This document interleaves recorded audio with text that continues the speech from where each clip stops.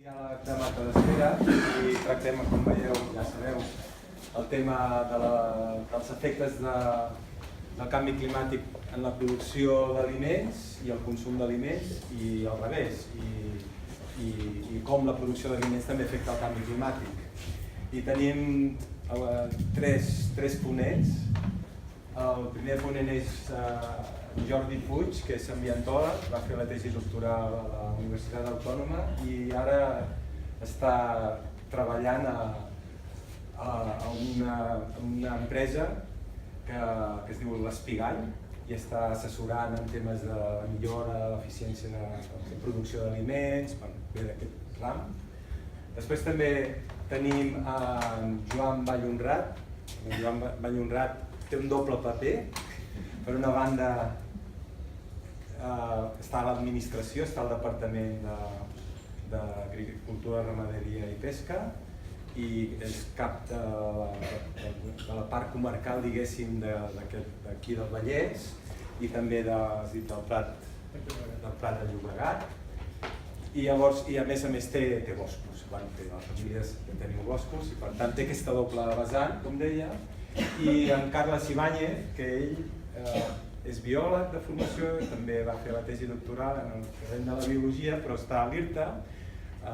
L'IRTA és un centre de recerca que depèn de la Generalitat i evidentment toquen els aspectes alimentaris i ell també ha tocat molt la relació amb l'aigua i la producció d'aliments i també l'energia i com això es lliga a la producció d'aliments i també ens donarà aquesta visió més des del punt de vista de la recerca, però també ell està en el Consell Assessor de Desenvolupament Sostenible, el CATS, i evidentment estan treballant en tots aquests aspectes.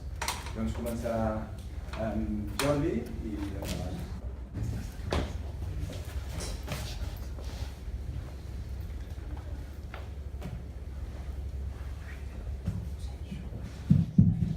Sí, bona tarda a tothom. Gràcies per ser aquí, sobretot per omplir la sala, que és un plaer, que el poble s'omplin sales quan es parla de canvi climàtic. Avui m'han atorgat un paper una mica complicat perquè haig de fer-vos un resum del canvi climàtic així molt genèric, davant d'experts, vull dir que intentaré ser molt sintètic, precís, m'han donat 20 minuts i d'aquí, d'aquesta explicació genèrica del canvi climàtic, us faré algunes pinzellades de l'afectació del canvi climàtic a l'agricultura i si teniu dubtes, preguntes, segurament seran al final, però si voleu aixecar la mà o no i preguntar, feu, no hi ha problema. S'està produint el canvi climàtic, hi ha gent que encara ho dubta. Jo no ho dubto i intentaré transmetre-us aquest no dubte que fa temps que tinc. Quan estudiava, ara farà 20 anys més o menys, hi havia alguns professors que ens deien és que el canvi climàtic en els propers anys el que farà és eliminar les primaveres, intensificarà els episodis dramàtics de sequeres, episodis extrems en general. I bé, potser durant un cert temps no em vaig fer massa cas, però els últims anys que m'he dedicat bastant intensament a l'agricultura he pogut veure que aquelles prediccions que feien aquests professors fa 20 anys s'estan complint. Malgrat que aquest any és anòmal respecte als últims 10, però potser és normal respecte als últims 100, doncs s'està produint això. Aquest afebliment dels períodes, entre cometes, benignes, primavera i tardor, i aquest increment de temperatura lligat a episodis o fenòmens més extrems. Si mirem, per exemple, la temperatura global, doncs aquí teniu unes gràfiques on es pot veure que aquests paràmetres de temperatura mitjana estan creixent a un ritme mai vist. Hem tingut temperatures més altes a nivell atmosfèric i terrestre a la Terra durant tota la seva història, sí, però el que preocupa més és el grau d'acceleració del creixement d'aquesta temperatura. Mai fins ara havia estat tan ràpid. Per tant, el que ens ha de preocupar potser no és la temperatura total, que també, sinó el grau de creixement i, per tant, la incapacitat que tenim per adaptar-nos com a espècies, com a ecosistema, a aquestes variacions tan ràpides. La influència humana, evidentment hi ha gent que en dubta també. Hi ha gent que ho atribueix a fenòmens geològics, a fenòmens fins i tot de posició de la Terra respecte al Sol, però la situació és que un increment tan ràpid, com us he dit abans, no s'havia produït mai i d'una manera tan sostinguda i diguem, detectable. Per tant, la influència humana és això, és clarament constatable, estadísticament s'ha pogut correlacionar i és això, no és per flagel·lar-nos ni per donar-nos cap mena de culpa, però com a societat sí que hem d'entendre que hem d'assumir aquest cost, que per mi és una derivada de la globalització en bona part, no només, però entre cometes el canvi climàtic és un subproducte d'aquest canvi global i sobretot lligat a la globalització i al desaforat moviment de persones i mercaderies amunt i avall, que evidentment amb el sistema que tenim acabem emetent CO2 i altres gasos d'efecte hivernacle. L'agricultura també té la seva bona part en tot aquest problema i si voleu després en parlarem. Quins escenaris estem treballant? Doncs estem treballant amb 4 escenaris, que això són els escenaris que s'han previst o que es van calcular fa un temps, i avui en dia el 2.6 ja pràcticament el tenim superat, és a dir, ja tenim clar que no el complirem, i ara estem treballant entre el 4.5 i el 6, d'acord?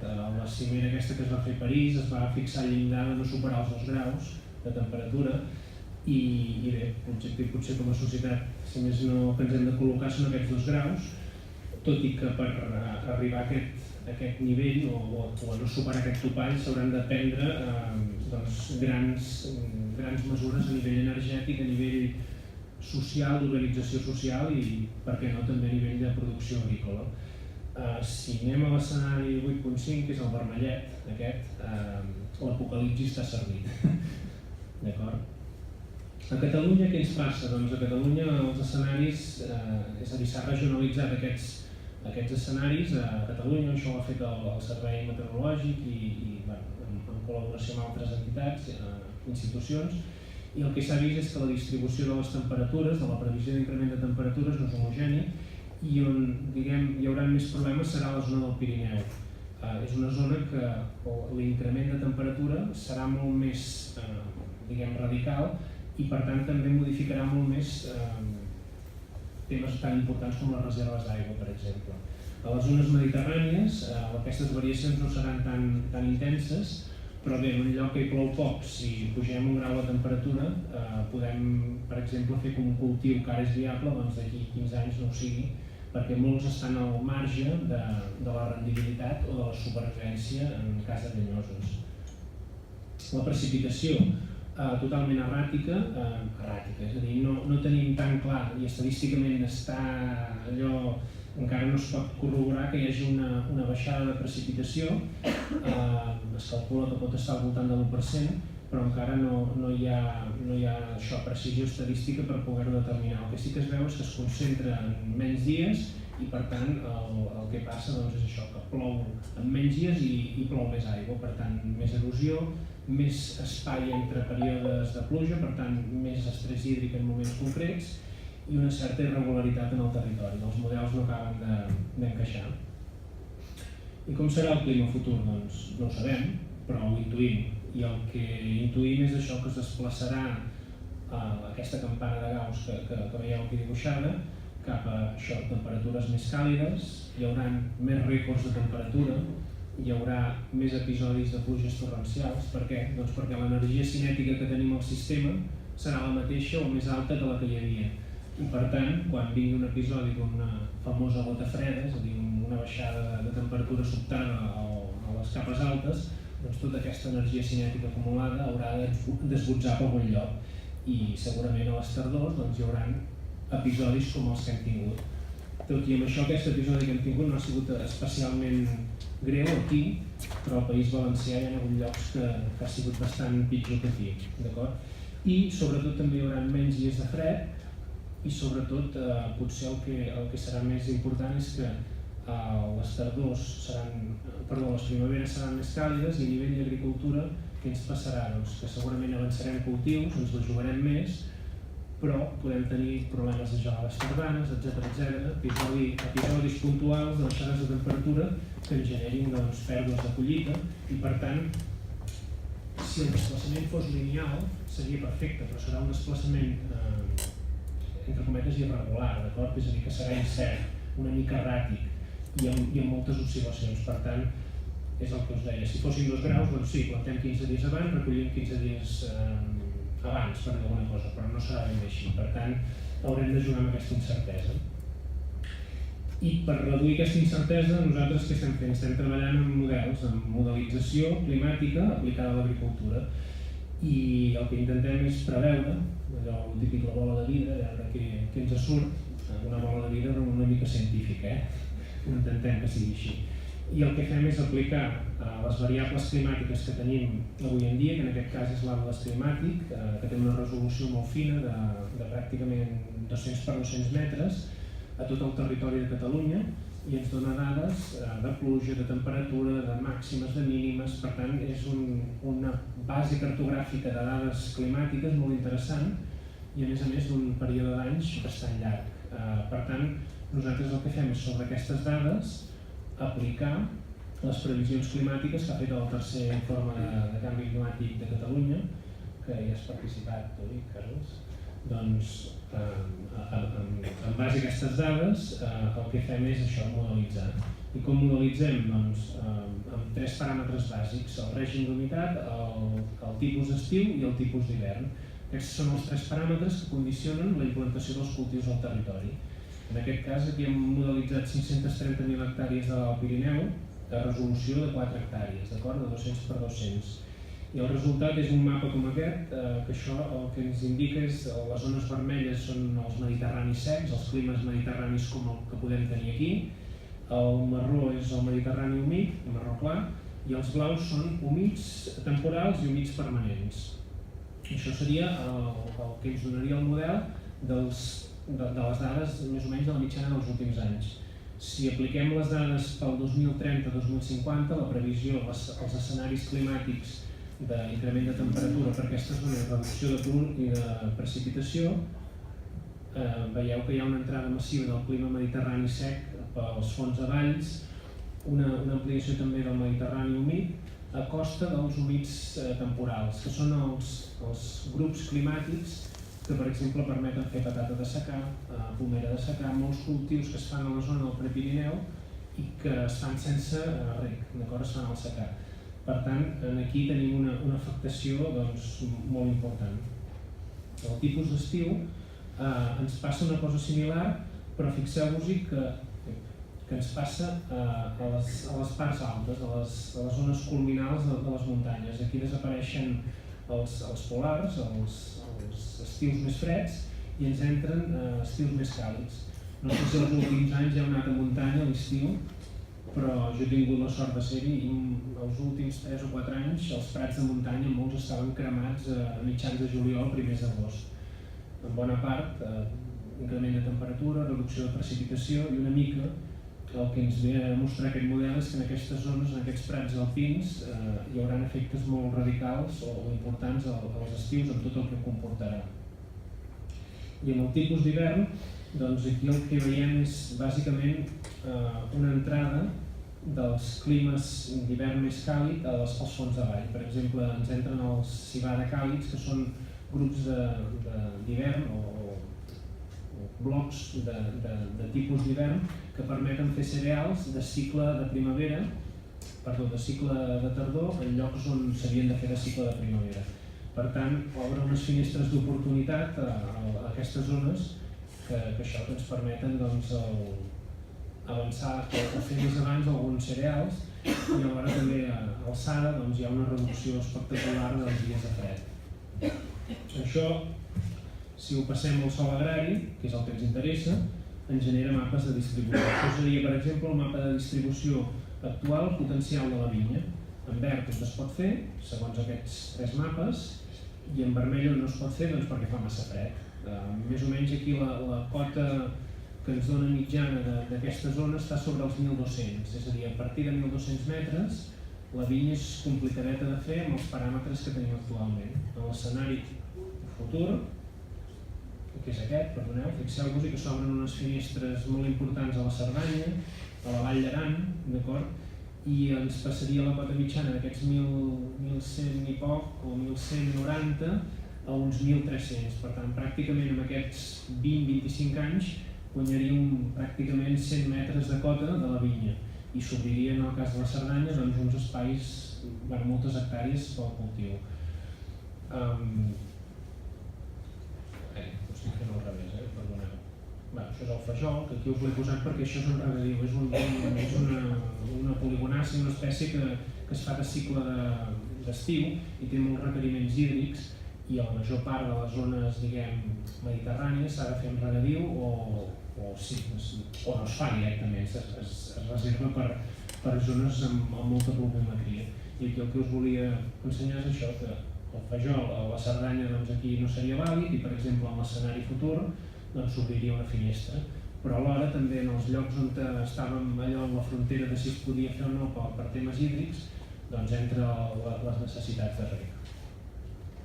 Això seria la parella, tampoc m'hi estendré massa perquè són mapes divertits, però també si no sou del sector no us vull avorrir.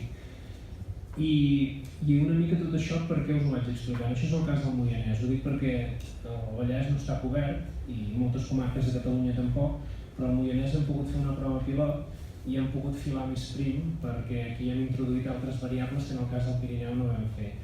I una mica l'objectiu de tot això és bàsicament la seguretat alimentària, és a dir, tots aquests estudis no es fan per veure si podré... Hi ha gent que els fa per especular, evidentment, però una mica quan el territori està cobert i tothom té la informació ja no es pot especular. Una mica l'objectiu d'aquests plànols és també calcular quin serà el grau de possible producció que es farà en un futur i, per tant, parlar de temes de sobirania alimentària, de seguretat alimentària, d'autoabastament i, per tant, una mica l'objectiu és aquest. Llavors, aquí el que hem fet és donar-li una mica més de xitxa a l'estudi i el que hem fet és sí, es pot fer, sí, però el rendiment no serà òptim, és a dir, tindrem una evapotranspiració que ens generarà unes pèrdues de cultiu que no serà econòmicament viable, sí òptim, sí amb regadiu, i llavors els vermells són que fa massa fred i no és viable, d'acord? Per tant, veieu aquí, a la part mediterrània, a la zona d'Artés, de la conca del Bages, aquí es pot fer l'ametller, amb més o menys problemàtiques de producció, i en l'escenari futur, fixeu-vos-hi, la pujada de temperatures fa que la zona de l'altiplà del Moianès entri l'ametller i entri en verd. Per què? Doncs perquè hi plou més aquí dalt. Per tant, en varietats de cicle tardà, que no ens enganxin les gelades primerenques, podríem entrar a produir ametller a bona part de l'altiplà del Moianès, quan avui en dia és impensable. En canvi, fixeu-vos a la part mediterrània, que ens generaria pèrdues de producció perquè entraria un clima mediterrani més sec i, per tant, si no són reg de suport, difícilment podríem mantenir uns nivells productius que fessin rentable el cultiu de l'ametller. Això seria la col, una mica és el mateix criteri. Aquí en la col el que es veu és que ara es pot fer amb secà a bona part del Moianès o pràcticament de secà, amb molt pocs regs, i en l'escenari futur, pràcticament, si no és a partir de la cota 800-900, les demandes d'aigua són tan altes que el cultiu es fa inviable. Això seria l'olivera, però a l'olivera hi ha pocs canvis, només a les zones més altes, a partir de 900 metres, és on no es podria fer i ara es pot fer. I una mica tot va vinculat també al dèficit hídric, això seria el dèficit hídric actual de l'espelta i això seria el futur. I el dèficit hídric va lligat estrictament amb la producció. Vaig avançant plànols per arribar al que ens interessa, que és la producció. Què hem fet aquí? Creuar aquests mapes de dèficit hídric amb la producció potencial, que són rectes, que són bastant lineals, és a dir, que tenen una certa coherència i a partir de mostrejos a diverses alçades, a diverses ubicacions, hem creuat els dèficits hídrics o les demandes hídriques del cultiu amb la producció que hi ha en aquell punt. Evidentment que hi ha altres factors, qualitat del sòl, exposició, orientació de les parcel·les, però hem intentat que fossin parcel·les homogènies, per tant, eliminar factors d'incertesa i quedar-nos amb el que seria la pluja, o el balanç hídric en aquells punts. I ens ha permès fer unes rectes més o menys creïbles, que evidentment sempre podrien ser millors, si tinguéssim molts més punts d'informació seria fantàstic, i el que ens ha permès és calcular la producció de quilos hectària actual, que seria aquesta, perdoneu, fixeu-vos només a les zones mediterrànies hi ha producció, i en l'escenari futur, perdoneu, doncs això, tenim increments de producció a la zona alta de la muntanya, de l'altiplà, i a més amb uns valors que són importants, d'acord? Que són òptims o que són millors. Això sempre amb secar, si aquí poséssim rec de suport, les coses podrien canviar bastant. I llavors al final què hem vist? Doncs que podíem optimitzar, és a dir, quan tens una àrea pots dir, doncs agafo i el que faig és determino quins són els paràmetres que al planificador li interessarien. Per exemple, doncs dir, vull consumir la menys aigua possible i vull que els ingressos per hectàrea siguin els majors. Per tant, una mica el que fem és determinar què pot passar en un territori si posem uns determinats paràmetres. A Mata de Pera podríem dir volem que els fruits de tots els cultius siguin vermells i que gastin molta aigua. Ho podríem posar i ens generaria una distribució de cultius concreta, evidentment surrealista, delineana, però poc efectiva. Llavors, una mica aquí el que hem fet és això, amb l'escenari actual, quina és la distribució òptima dels cultius, i en l'escenari futur doncs, hi ha canvis. Bàsicament hi ha canvis en aquella zona dels 1.000 als 1.500, que us he dit que els cultius de regadiu, que es feien en secà, però que tenien altes demandes d'aigua, doncs no eren viables. Per tant, aquí és on hi ha els canvis.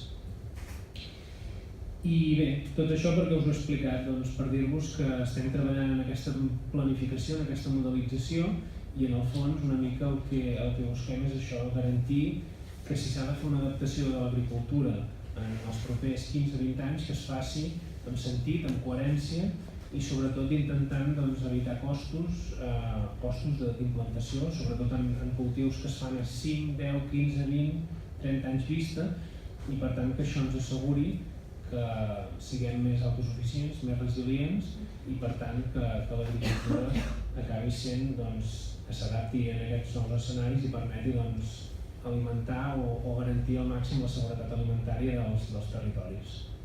Gràcies.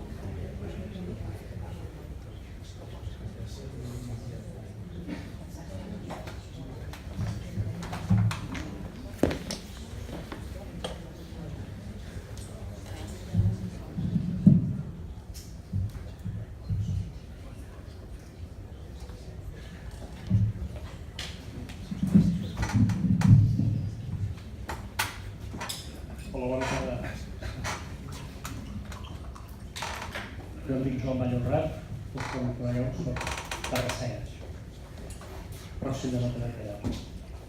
Miro la sala, no veig a la meva sogra, perquè després us parlé de la meva sogra, que l'estim molt, però no hi és, és pel tema de la venda del consum de proximitat.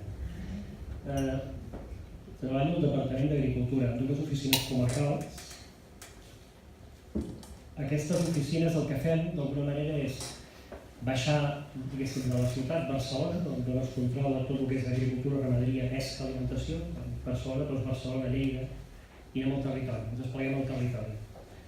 Jo estic en dues oficines, una està al Vallès Occidental, i l'altra està al Baix Llobregat. Parlar d'agricultura al Vallès, doncs no és fàcil, perquè la població que es dedica a l'agricultura és un 0,3%. Cada dia hi ha molt poca gent que es dediqui a l'agricultura i a la ramaderia. Cada vegada que plega un pagès, plega un ramader, és un autèntic fracàs. I per tant nosaltres el que intentem, això que explicava en Jordi, és cuidar que com a mínim els que hi són es mantinguin, i si no que creixin. Però no és fàcil. Aquesta imatge és una fotografia bucòlica, però és de no fa gaire. Això és a Gavà, conreu d'espàrrec. Perquè sorra ho poden fer amb cavall. A veure si em passa això.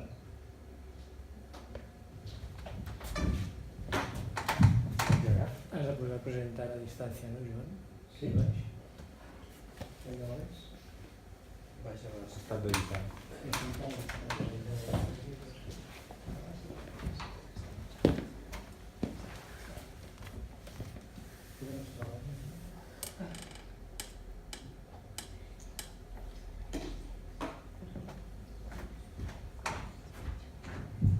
Ricard m'ha posat una mica difícil. No la presentació, no. El fet d'haver de preparar el farem normal, És el pai. la distància.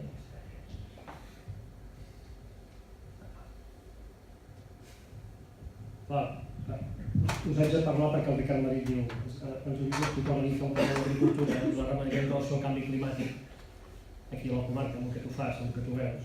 Després la teva vessant de propietari forestal també ens expliques què afecta, què veus que ha afectat això. I vaig buscar una mica per internet i volia buscar algun incendi forestal perquè em volia centrar bastant en Matadepera i vaig trobar el de Sant Llorenç, que és del 2003. És un incendi que vaig viure en directe, com alguns de vosaltres probablement, i vaig recuperar una entrevista que em van fer en un determinat moment, el doctor Gordi, que el conèixer, que és biòleg, professor de la Universitat de Girona, i clar, des de fa 7 anys he explicat unes coses i crec que hem fet a data d'avui. Això m'ha fet gràcia, és un vídeo molt curt. Això us ho passo molt ràpid, a veure si podem fer això. Perquè ja ho ha explicat el Jordi, però això és un resum, La tendència dels pròxims 50 anys és aquesta, entre 1 grau i 2 graus i mig de temperatura. Oh, fantàstic. En quant a la pluviometria, el resum també és aquest, entre menys un 30% i més un 10%. Jordi Puig aquí ens ha explicat, ha detallat les zones, quines zones més i quines zones menys, potser, però en global, la tendència és aquesta. Quins són els efectes del canvi climàtic a l'agricultura i a la ramaderia? Parlarem d'això. I parlarem també de la contribució de l'agricultura i la ramaderia al canvi climàtic, les dues coses. Els efectes del canvi climàtic a l'agricultura, doncs és cert com la temperatura, les plantes creixen més, no? Doncs tindrem major creixement de les plantes. Ens agrada més o ens agrada menys, però tenim excel·lent el creixement de la temperatura. Una menor qualitat nutricional dels aliments que farem, un increment lògic de l'evapotranspiració de les plantes i una menor disponibilitat d'aigua en el secà i major necessitat d'aigua en el regadiu. Això ho hem comentat ara. Això són els efectes que ja ens estan passant ara, ja ens estan succeint, com que estic al territori, a l'estiu passat, els pagesos del Baix Llobregat en Palafolava els carregaven perquè no tenien aigua per regar, i es queixaven, l'ACA no ens dona aigua per regar. Al final és aigua que ve del Llobregat i va a les depuradores i l'han de rebombar amunt, i tot això es transforma en qui paga al final aquesta aigua per regar. Però és un problema que ja el tenim, no és un problema que vindrà, és un problema que ja aquest any potser ha sigut una mica excepcional, però tenim dificultats en aquest sentit. Aquí parlo d'agricultura, però el mateix que aquí s'explica serveix pel bosc, ens passa exactament igual amb els boscos, tenim boscos densos, després us ho comento, boscos poc treballats, boscos que es fan una competència als arbres entre ells mateixos i una de les coses per les quals lluiten és per l'aigua. Per tant, molts arbres es debiliten perquè no poden treure prou nutrients del sòl, no tenen prou aigua i entren perforadors, corculiònids, s'assequen i això ens provoca també malalties, això en el cas dels boscos. Els efectes del canvi climàtic a la ramaderia, les majors necessitats d'aigua en la beguda del bestiar, l'estrès tèrmic, canvis a la distribució de malalties, algunes malalties que abans no les havíem vist aquí i ara les tenim. La menor qualitat nutricional que us deia abans de les matèries primeres necessitem una major quantitat, és a dir, si l'ofals alimenta menys, doncs necessitem més farratge, més ofals, i per tant una major superfície de terreny. Aquests temes que us comento així és molt ràpid, però no sé, ara se'm va comentar l'estrès tèrmic amb el bestiar a la Universitat de Barcelona, a la Facultat de Veterinària, i he vist que tenen les cabres, que les tenen sotmeses a una certa temperatura, major de la que és la temperatura normal, per veure com afecta això a la qualitat de la llet i a la quantitat de la producció de llet. Això ho estem fent aquí al costat. Avui sentia una altra notícia, que hi ha una empresa de Barcelona, pot ser, que ha tret o està traient una varietat de cereal o unes varietats d'algun cereal amb major resistència a la sequera. En un centre de recerca. Sí, això ho he sentit avui. Com contribueix l'agricultura i la ramaderia al canvi climàtic? Què fem? Diguéssim que perjudica, diguéssim que afavoreix les emissions de CO2, l'efecte hivernacle, els gasos, etc. Un d'ells és l'ús del combustible fòssil, avui totes les eines, les màquines que es fan servir en l'agricultura, totes funcionen amb gasoil, gasolina, benzina. Les emissions de gasos, la digestió, i posat la digestió dels fems, però vull que això, en definitiva, són les fermentacions. Les emissions dels compostos derivats de nitrogen, que procedeixen dels fertilitzants, l'extracció de l'aigua de regar, sí, podrem regar, podrem treure més aigua per regar, però això després ens afectarà i ens crearà necessitats. L'extracció d'aigua freàtica en el Baix Llobregat, jo us ho explico, un dels problemes que tenim és la salinitat. La zona del delta del Llobregat està, toca en el mar, i en el moment que tu fas més extracció d'aigua de la que realment permet el terreny, ens entra aigua dintre del sol i se'n salinitza. Això els pagesos ho saben bé. Per tant, hem de vigilar molt amb els nivells freàtics i amb les extraccions que facin d'aigua. L'augment de nutrients, utilització de nitrogen, fòsfor, potassi i els macronutrients, moltes vegades són rentats, és a dir, van a través de les aigües i s'arrosseguen. I canvis en els usos del sòl, aquests també són importants i també afecten. Aquí posar la forestació, els incendis forestals i rompudes, la pèrdua de terreny forestal, també podríem posar altres canvis. També mirem l'agricultura des del punt de vista de què es pot fer a favor. L'agricultura la necessitem, no podem estar sense agricultura i sense ramaderia, per tant, hem de fer les coses millor, més ben fetes. Hi ha una doble funció que seria la de reparació i mitigació, la utilització dels sòls dels terrenys com a embornals de carboni. Això no ho hem comentat aquí, però he llegit en alguns estudis del CIAF que l'embornal més important que tenim aquí a Catalunya de carboni són els boscos. Per tant, el fet que se'ns creïn els boscos i desapareixi el bosc, això ens afecta molt en el nostre àmbit i a tots els àmbits en general en el fet de la retenció del CO2. Els sòls, com a proveïment de recursos naturals renovables, és a dir, aquí podríem dir, podríem parlar de l'estella com a biomassa, podríem parlar de productes d'horta fetes amb agricultura ecològica, en aquest sentit. Pràctiques adequades en reg, avui encara hi ha molts camps i cada vegada menys perquè té costos elevats. El reg hem de fer un reg localitzat, un reg de goteig, amb tècniques, sobretot els jueus han desenvolupat tecnologia molt puntera en aquest sentit, i això ha de deixar que moltes d'aquestes superfícies que avui encara reguen a manta i inundant, que això vagi cada cop baixant. La gestió de les dejeccions ramaderes, evidentment, moltes de les dejeccions ramaderes, la majoria degudament fermentades, produeixen gasos que es poden utilitzar i fins ara es havien utilitzat per produir energia. I el que tema de conservació de sòls, això ve a compte que moltes vegades la necessitat de conservar aquests sòls, els conreus s'han de fer en línies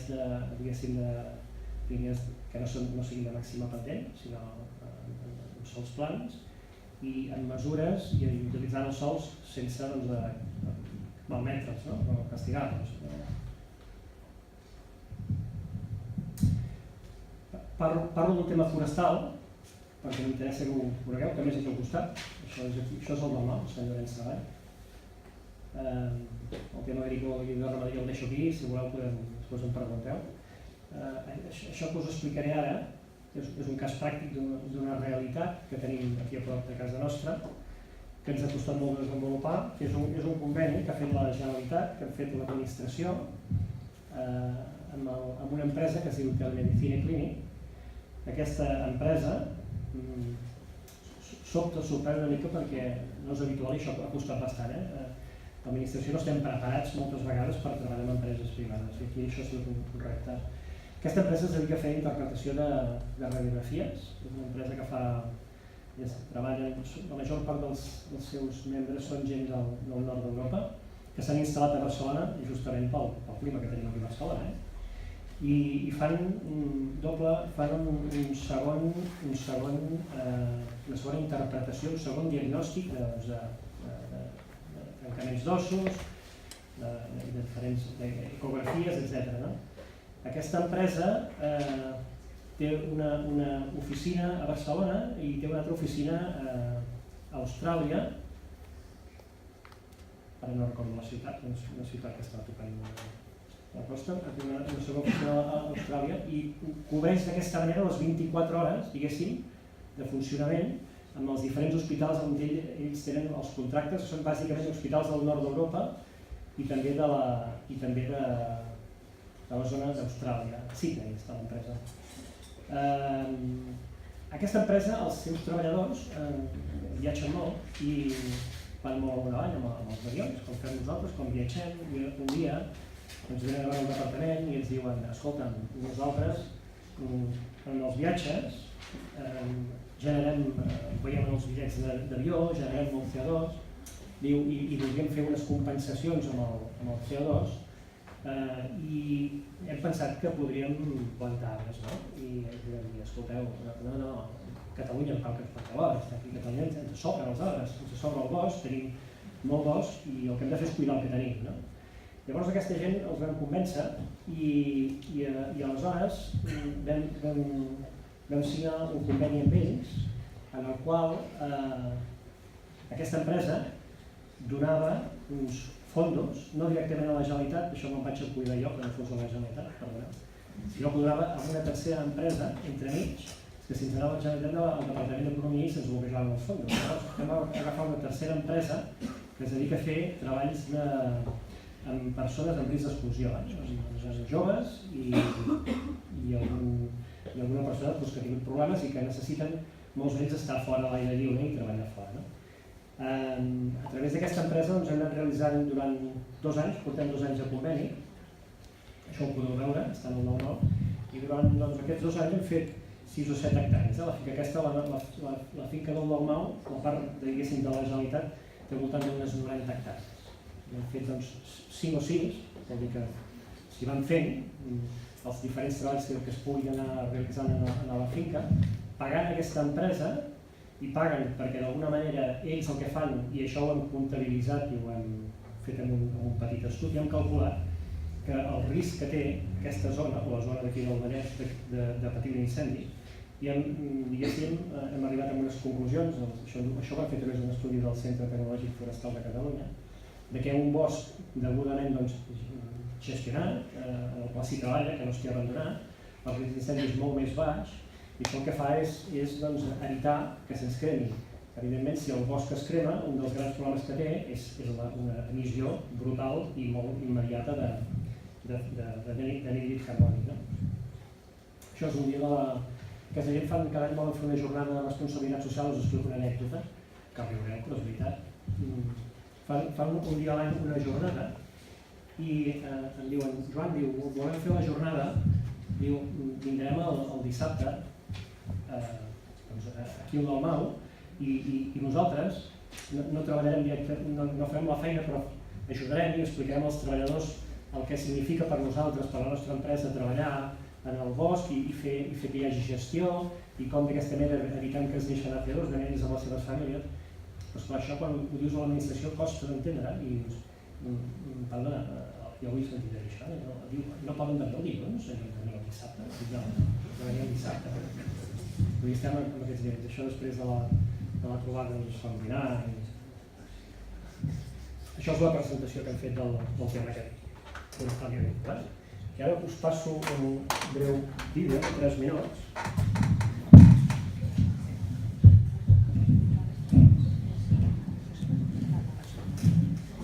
Això que us he explicat ara és diguéssim, l'administració. Ara em poso el barret de... Això és una entrevista que vaig trobar que em va fer en Josep Gordi. Us la deixo veure i després us explico una mica la...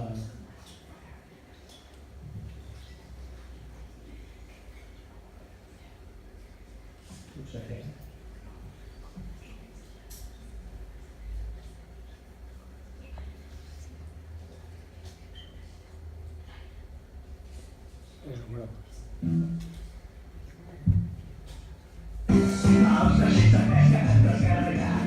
Som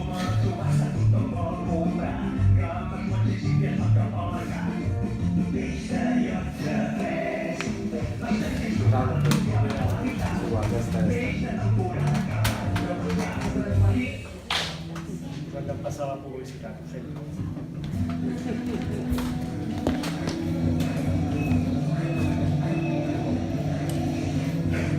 Us va facilitar.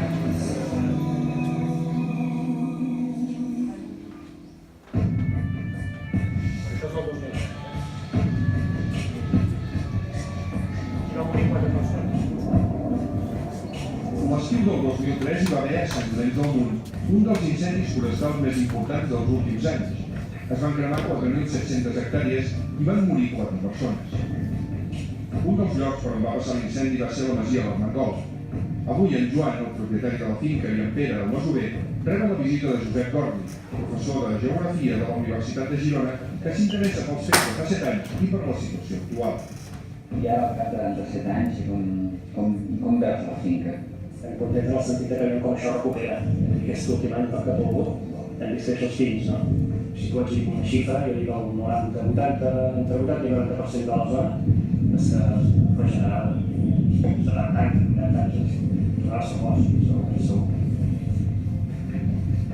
Aquests són les primeres llavors que van néixer i ja tenen uns considerables així. Els 5 cavalls de pastura que corren pel voltant de la casa ajuden a reduir la quantitat de combustible en el bosc. Però en tot cas, quan les masses arbrades creixin, caldrà fer aclarides per reduir la densitat d'arbres, millorar la massa i disminuir el risc d'incendi. Quan li toquin les primeres actuacions aclarides, tu creus que es faran? Ens hem de plantejar amb l'associació de propietaris que tenim creada i esponsoritzada també per l'administració de les fan aclarides en el PIB. Perquè si no, tornarem a estar a la situació d'abans de l'incendi d'aquí 40 anys a la vegada, no? Mira, és un cicle. Nosaltres hem de trobar, no a nivell d'aquesta finca, ni a nivell d'aquest bosc, ni a nivell d'aquest incendi. Hem de trobar a gent de Catalunya, hem de ser capaços de tenir possibilitats de trobar la fórmula per aprofitar la fusta, per aprofitar la llenya i per aprofitar els boscos que tenim doncs, al voltant de gairebé 2 milions d'hectàrees arbrades i que en aquests moments hi ha una crisi brutal. No es parla de la crisi econòmica actual, sinó ja de la crisi forestal que anem arrossegant i que no ens acabem de sortir. Doncs no sé encara exactament per què enviem la fusta a Itàlia per cremar com a biomassa, perquè aquí encara no tenim una central de biomassa, per exemple. Jo crec que un incendi no deixa de ser una gran caldera, per tant, en lloc de fer un gran incendi i destruir una part important i malmetre béns o fins i tot vides humanes, que és el que sap més greu de tot plegat, és perquè no som capaços de muntar una central de biomassa. Les centrals de biomassa promourien l'ús d'una energia renovable, però sobretot ajudarien econòmicament per mantenir els boscos i a reduir el risc d'expansió dels incendis forestals.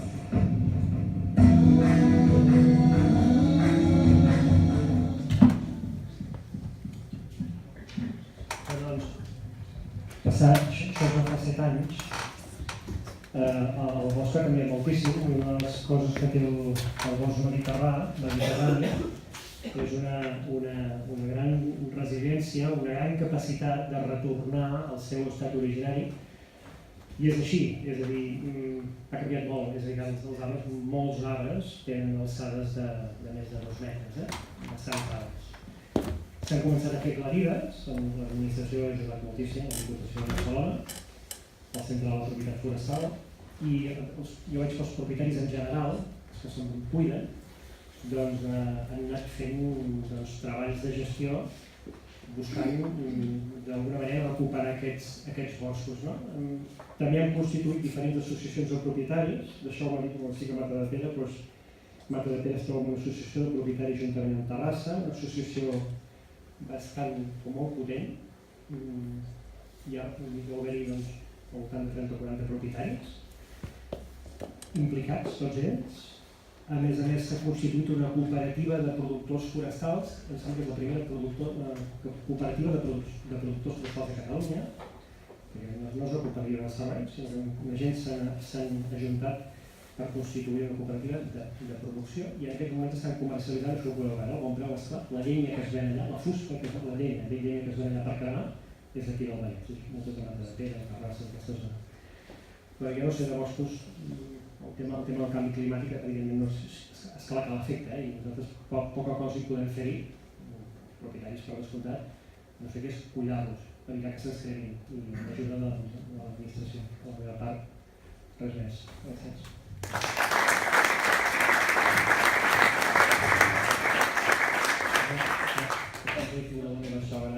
D'abans i ara us vaig explicar, perquè resulta que anava en resum al Departament d'Agricultura. Disculpa, és el tema una de les coses que fem al Departament és facilitar i esperonar a l'agricultor perquè faci venda de proximitat.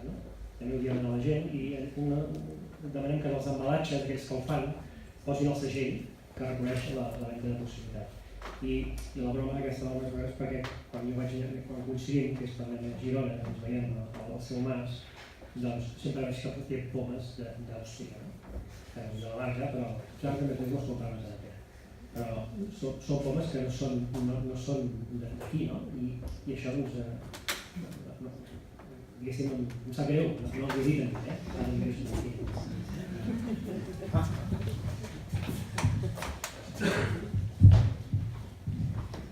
Bé, doncs bona tarda, gràcies per convidar-me. Jo crec que els meus companys han explicat molt bé, tot que sintetitzant en qual encaixen ja, no? Lo breve seguro és bueno, què implica l'agricultura respecte al canvi climàtic i al revés, no? Com pot afectar el canvi climàtic a l'agricultura, mira, a favor dels persones polítics. I a mi, bueno, el Santi em va demanar sobretot presentar una mica l'informe que trobem fa poc de produir, fa poc que ha sortit el fort, que hem estat més d'un any treballant-hi, que l'hem batejat com a Mengem Futur, no? Que hem fet des del Consell Assessor de Desenvolupament Sostenible del Govern de Catalunya, un organisme que farà 20 anys, al desembre, i bueno, que cada cop jo crec que té més influència, espero, dins del govern i intentar convèncer al govern i a la societat de la importància de la sostenibilitat. I bueno, el mateix govern ens va encarregar des de presidència aquest informe per la preocupació que hi havia en el context internacional i perquè els països més avançats ja ho estan fent, ja ho han fet abans, una mica la reflexió aquesta de quins reptes tenim en el nostre sistema agroalimentari, no només la producció agrícola, sinó el sistema agroalimentari en el seu conjunt de cara al futur.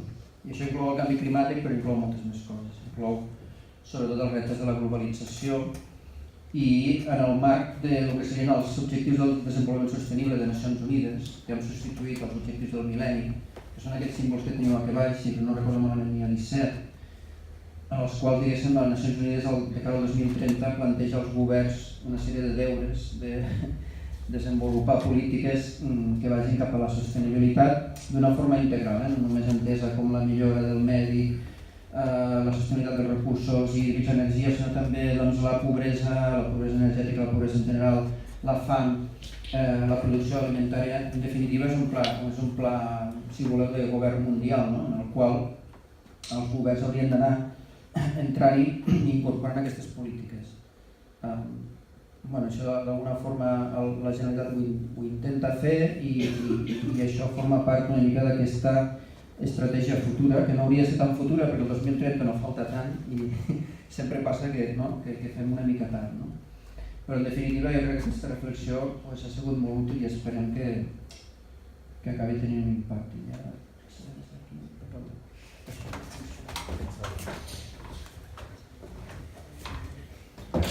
I la veritat és que això inclou una reflexió sobre gairebé tot sobre el sistema agroalimentari, per tant, el canvi climàtic en si aquí entendreu que és una part petita. Jo intentaré una mica destacar els aspectes més relacionats amb el canvi climàtic i després, si tinc temps, que no crec que en tingui, sinó el debat, intentaré també posar una mica d'èmfasi en el que jo sempre m'agrada explicar, que és també la relació entre canvi climàtic, model energètic i model agroalimentari. No podem deslligar canvi climàtic del model energètic, és el mateix, són dos cares de la mateixa moneda. Em nego a parlar d'una cosa sense parlar de l'altra, perquè és com parlar de les conseqüències i no de les causes. És el que feia l'Aznar, hay que combatir las consecuencias del terrorismo, no les causes, perquè era més incòmode parlar de les causes i intentar canviar el model. Però jo crec que no és honest parlar només de canvi climàtic, sinó parlar al mateix temps d'energia. Però això en tot cas jo crec que seria per al debat. Bé,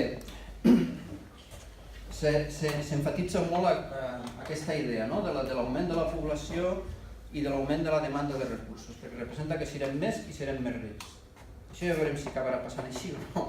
Que serem més sembla que és segur, no? Perquè sembla que això de que arribem gairebé a 10.000 milions de persones és inevitable, excepte que passi una catàstrofe mundial. Ja no tinc tan clar si serem més rics. Ojalà sigui així, però bueno, les previsions es fan en aquest escenari, no?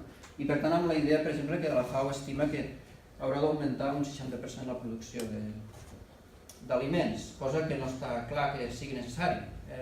Ahir mateix em sembla que l'ara el Gustavo Duc feia un article molt interessant que parlava que ell pensava que no, que amb aquest augment de població fins i tot si produïm millor i som més eficients i no malbaratem el menjar, amb el que ja produïm avui en dia segurament ja podríem cobrir aquesta necessitat. I per tant, ho dic perquè clar, això també és una mica aquesta mena de trampa dels grans discursos internacionals que és hem de produir més i per tant això implica intensificar la producció agrícola, intensificació sostenible, que jo no acabo d'entendre que una cosa lligui amb l'altra, però bueno, fins a cert punt sí, però intensificació sostenible parlem dels límits que tenim, per exemple en la utilització de recursos, però en definitiva per situar-vos en aquest context, que és una mica enganyós, perquè tot i que a nivell mundial això possiblement va per aquí, no vol dir que necessàriament haguem d'augmentar la producció d'una determinada manera, és a dir, una mica jo crec que certes forces del mercat i del tecnooptimisme es tendeixen a portar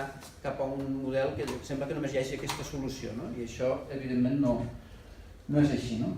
Però en definitiva una expectativa, jo diria realista, de que puguin haver crisis a nivell global importants, no? Alimentàries, per exemple, si hi ha grans sequeres degudes al canvi climàtic o si hi ha esgotament de recursos bàsics com la mateixa recurs aigua, no? I per tant, la idea és com ens podem preparar davant d'un escenari d'incertesa, no? I un escenari en el qual hi haurà una competència cada cop més ferotge per la producció d'aliments, no? I ara ja sabeu que estem en aquest procés tan perillós del que es diu el land grabbing en anglès, per exemple, que és que els inversors privats i els governs com el govern xinès i altres estan comprant terres als països en desenvolupament, tothom està acaparant terra perquè al final el que passarà és que es controlarà tota la producció, tota la cadena de producció per grans governs i grans corporacions, no? Ara ja controlen la distribució, la venda, ara estan intentant controlar la producció i acabarem, si no canviem el model, en mans d'uns pocs que controlen la producció també, no? I això implica uns grans perills. Per tant, tots aquests reptes estan una mica surant en aquesta perspectiva, no?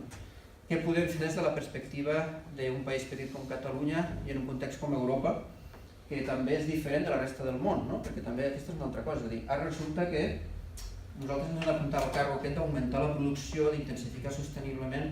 Home, sí, però clar, intensificar sosteniblement a vegades ho resumeixen com hem de produir més amb menys recursos. I jo després replico i dic, bueno, potser podem produir el mateix amb menys recursos o produir menys però amb més qualitat amb menys recursos. Això també és intensificació sostenible, però no augmentem la producció global. A Europa potser no en tenim necessitat, perquè a Europa la població està disminuint, a Catalunya la previsió és que la població anirà disminuint i que estem canviant el model alimentari de consum, fent consumir per exemple menys carn i altres coses que són tendències positives i per tant diguéssim que jo diria que si parléssim només del context europeu les perspectives no serien pas dolentes, no? Tenim cartes a favor, no? No tenim una pressió creixent de la població i estem tendint a un model alimentari millor en alguns aspectes, no? I per tant diguéssim que si parléssim de com optimitzar el sistema alimentari a Catalunya i prou, ho tenim prou bé si sabem posar-nos d'acord. Ara, en aquest context internacional les coses canvien.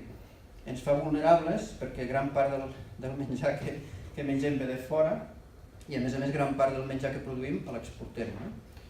I què pot acabar passant? Doncs que si no canviem el model o si no fem res per evitar cap on anem, doncs podem acabar, per exemple, consumint producte ecològic produït en hivernacles intensius d'Holanda, totalment empaquetat en plàstic, no?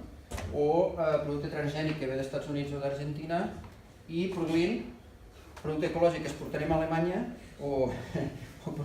és a dir, un model molt irracional, però la tendència va per aquí, no? Llavors és la reflexió aquesta de dir, a veure, si volem que això no vagi cap aquí, quins reptes tenim, fins a quin punt podem tenir una certa sobirania alimentària, és a dir, que una part de la producció assegurem que la fem a Catalunya i que ajudem a que la pagesia no desaparegui, que ens faci menys vulnerables al canvi climàtic, però també a les forces del mercat, a possibles crisis alimentàries que hi hagin en el futur a nivell global. I això, aquest rotllo que s'ha fotut, és una mica la reflexió al voltant de per què l'informe i una mica els objectius.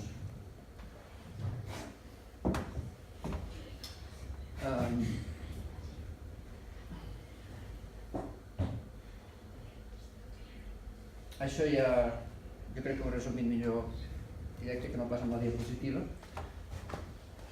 Llavors, el concepte de seguretat alimentària, que és important. La definició de la FAO és que hi ha seguretat alimentària quan totes les persones tenen a mitjà i llarg termini accés físic i econòmic a una alimentació suficient i no nutritiva d'acord amb les necessitats i preferències alimentàries per a una vida activa i saludable.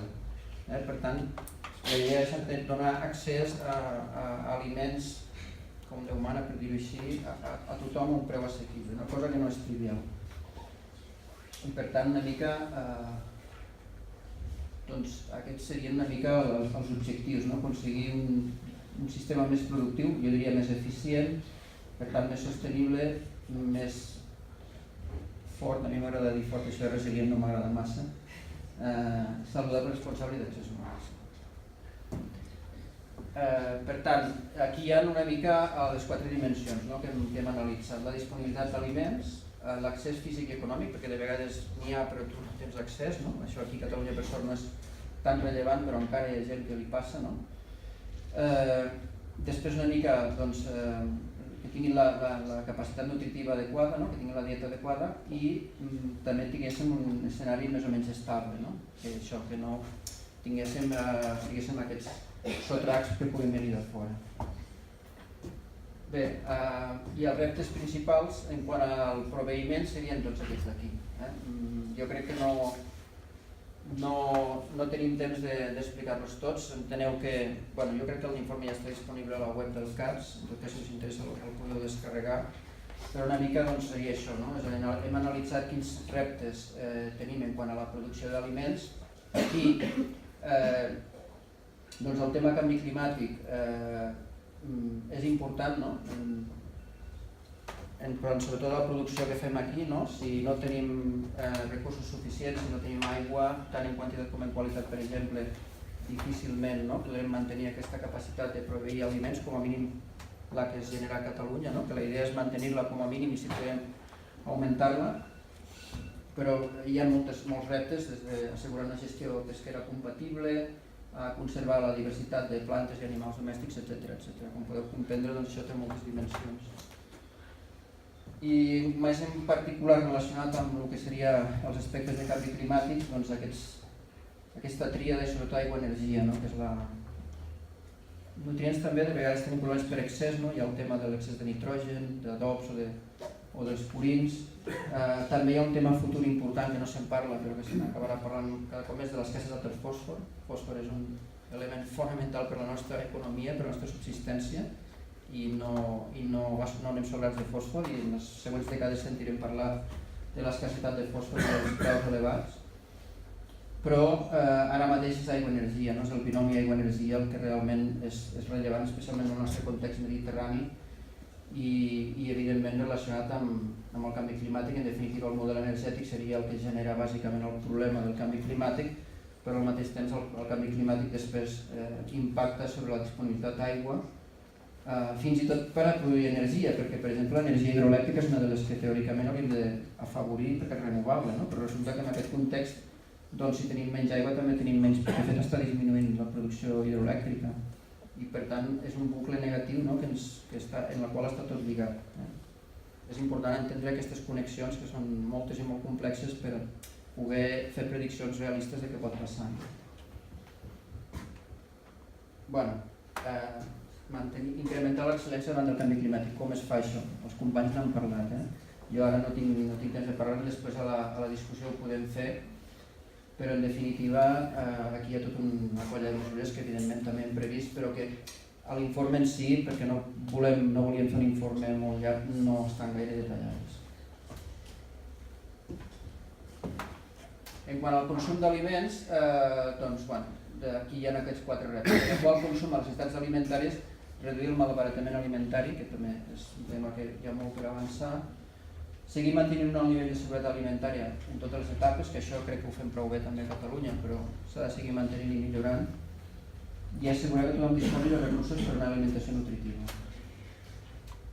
Jo insisteixo que hi ha molt per avançar, molt per fer amb el tema del model de consum i la dieta, no? És a dir, aquí els consumidors, els ciutadans tenim molt a fer i molt a influenciar en el canvi aquest de model i els efectes en cadena que això pot tenir en la producció que fem a Catalunya, però també en aquest context més global, no? I com també adaptar-nos millor al canvi climàtic i reduir, no? Per exemple, emissions d'efecte hivernacle.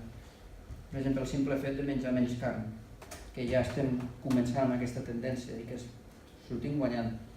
Sortim guanyant en salut, l'impacte positiu que té menjar menys carn amb canvi climàtic, per exemple, amb el consum d'aigua, amb la salut, és brutal, només això, no? Vull dir, per tant, hem de ser també més conscients i potser també els experts i el govern i tots i la societat i els mitjans de comunicació han d'explicar més una mica el poder que té el consumidor canviant el model de consum i anant cap a una dieta molt més sostenible, no? Perquè això també determinarà una mica o prou quin és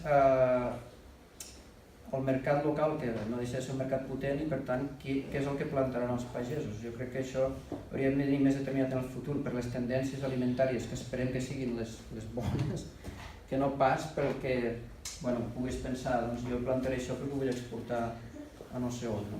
O per exemple produir ramaderia intensiva, no? per exportar porcs a la Xina, no? Que és una cosa que estem fent molt. Això està molt bé com a activitat econòmica que ens dona uns recursos econòmics, però està bastant deslligat de lo que seria el model de gestió territorial, no? que ens convé. Llavors, tot això també ho hem de...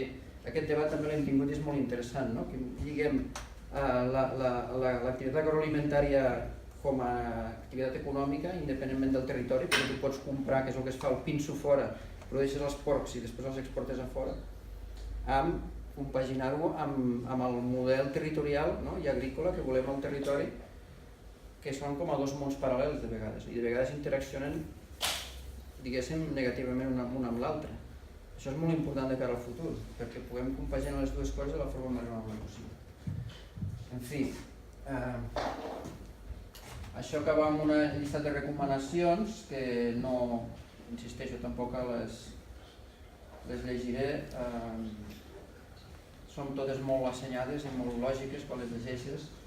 El repte és fer la realitat i quines polítiques podem posar en marxa o podem reforçar, no? Des del govern, però també quines coses podem fer com a consumidors, com a ciutadans, com a associacions, com a empreses per anar en aquesta direcció. Per exemple, una molt evident és impulsar l'eficiència energètica i el consum d'energia d'origen renovable. L'agricultura actual, el model de producció actual utilitza molt intensivament els combustibles fòssils. Utilitza molt intensivament la maquinària, està tot molt mecanitzat. Si volem reduir l'impacte sobre el canvi climàtic de l'activitat agrícola, una de les coses que hauríem de fer és reduir.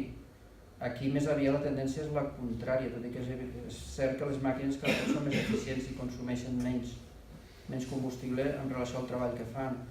Però tenim una sèrie de contradiccions perquè les forces del mercat ens porten cap a un cantó que no va en la línia de... Per tant, al final, si la idea és que ens quedem amb la idea de que no només hem de fer polítiques per adaptar-nos al canvi climàtic, que també les hem de fer, perquè si és inevitable ja està passant i anirà cap aquí, sinó també per intentar contribuir a mitigar, a reduir les emissions, no? A reduir l'impacte. I acabaré una mica amb aquesta contradicció, no? Que és voler i no poder, que és una mica el que ens passa, no? Perquè sabem que volem reduir les emissions de gas d'efecte hivernacle i no podem, no?